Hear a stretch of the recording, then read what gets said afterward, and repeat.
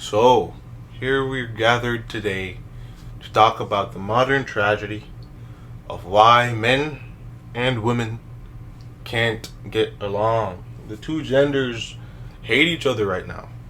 For what reason? I don't know, bro. I have no idea. But they do. Today we're going to talk about it. Why the two genders cannot get along. Alright, so there are multiple reasons for this. There's a myriad of reasons for why we no longer get along. And we're gonna start from the most basic, the simplest and easiest to understand. The family, right? So men and women make up the family, and you got a mom, you got a dad. Right. Now, society, the modern era, now we're going to talk about mainly millennials and Gen Z. There is a cultural war between the females and the males. They're clashing, right? There is no commitment and no one's getting married. And if they do get married, they get divorced. And everyone hates each other. And there's a terrible toxic culture of divorce and cheating and infidelity and blah, blah, blah, blah, blah, blah. So that's basically what we're talking about, just to clear that up. Why the genders can't get along. So the family, right? People get confused about the roles that men and women have in a family, and I'm not here to talk about that. To each his own. Everyone does what they want to do. But men, women, human beings in general have to have a role in life, and we're different, so we have different roles. And so the struggle kind of arises where the differences arise, right? The struggle arises where the differences arise. And that's caused families to break up about a generation or two ago, on a large scale, especially here in Western society. And since that's happened, right, men and women have kind of been on the same playing field economically, right? And so that struggle has become intensified, where the men are consistently demanding respect and the women are consistently demanding love, right? That's a common trope. Of course, it's deeper than that. Yeah, and so what's happened is that the men have begun to feel like the women are on their playing field, and in a burst of pride, and gentlemen, please bear with me, in a burst of pride, we're like, well, if you're on the same playing field as us, then you don't need this from us.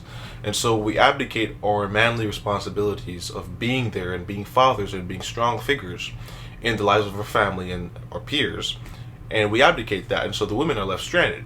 And so that now they're complaining, and they're like, where are all the real men? You're not a real man. And since you're not a real man, then I don't have to respect you, because you're not a real man. And then the man's like, well, if you don't respect me, then I'm going to treat you like trash. And since the women need commitment and attachment just like men do, because we're human beings, we're social creatures, we need commitment and attachment.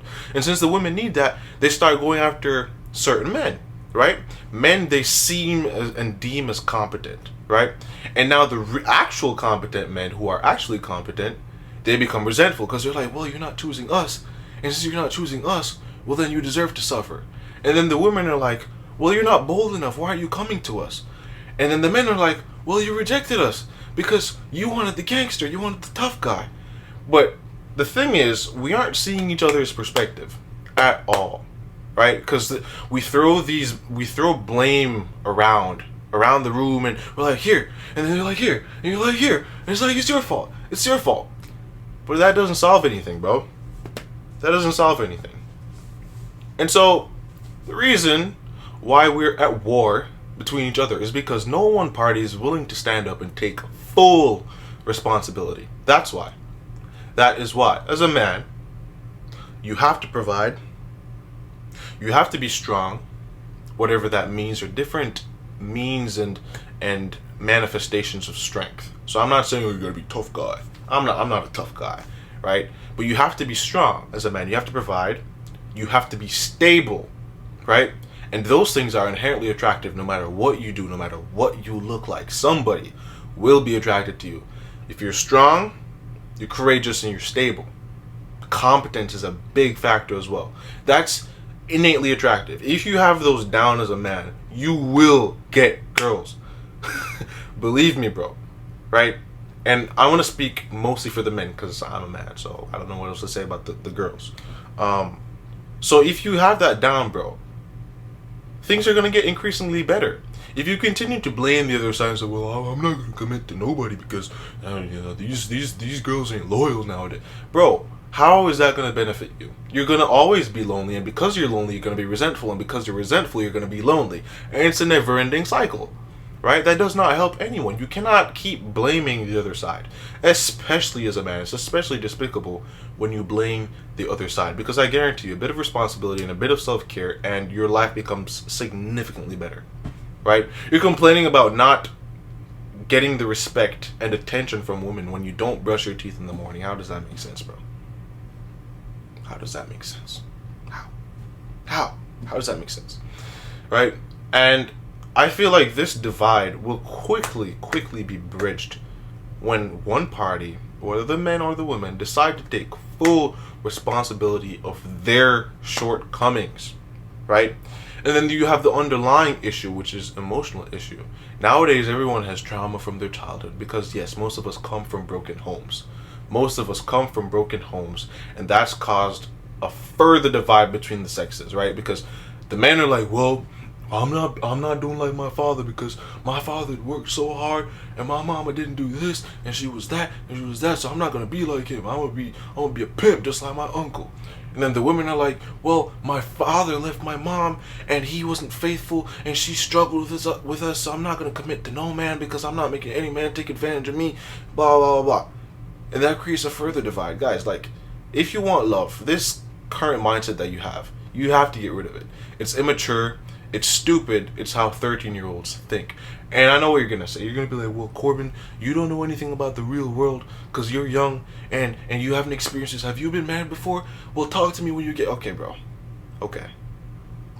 I mean, to the people who don't want to hear, you're not going to hear what I have to say anyway. So I'm not going to try to convince you. But what I am saying is that the way this discourse is going right now is immature. It is stupid and it's not fixing any problem. The only way to fix this problem, this issue, which has to be fixed, or they'll be suffering for generations. Because I guarantee you, if nothing changes, the divorce rates will go up. You can bet on your life that the divorce rates will go up. And your kids will suffer more pain than you ever did. I promise you.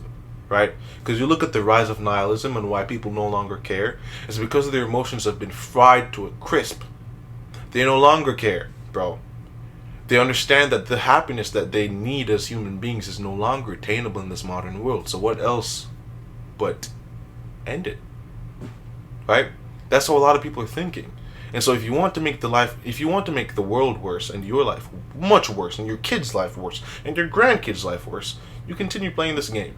Continue playing the blame game and blame the other party 24/7 and see where it takes you. See where it takes you.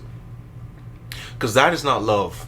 And if that's what you're looking for, which is what both sexes are looking for, they're looking for love, bro. And if you don't know what love is and understand that love is not continuously blaming the other party 24/7 for your shortcomings, then you'll never find it. You'll never find it. So all I have to say is that the solution to this war, this gap, this divide between the genders, the two backbones of society, like the main elements of society, is a lack of responsibility. A lack of responsibility. Dude, you're an adult. Whatever childhood trauma you experienced, you need to get over it. I don't care how harsh that sounds, right? I don't care how harsh that sounds. I heard a quote the other day, and it struck me to my core. It goes, but we cannot simply sit and stare at our wounds forever. How long are you going to look at the heartbreak and pain you've been through, bro? Move on. Okay? Then your life becomes better. Believe it. Believe it. My name is Corbin. This is Corbin Conversations. Thank you for watching. Seek on. Seek on. I will see you next time.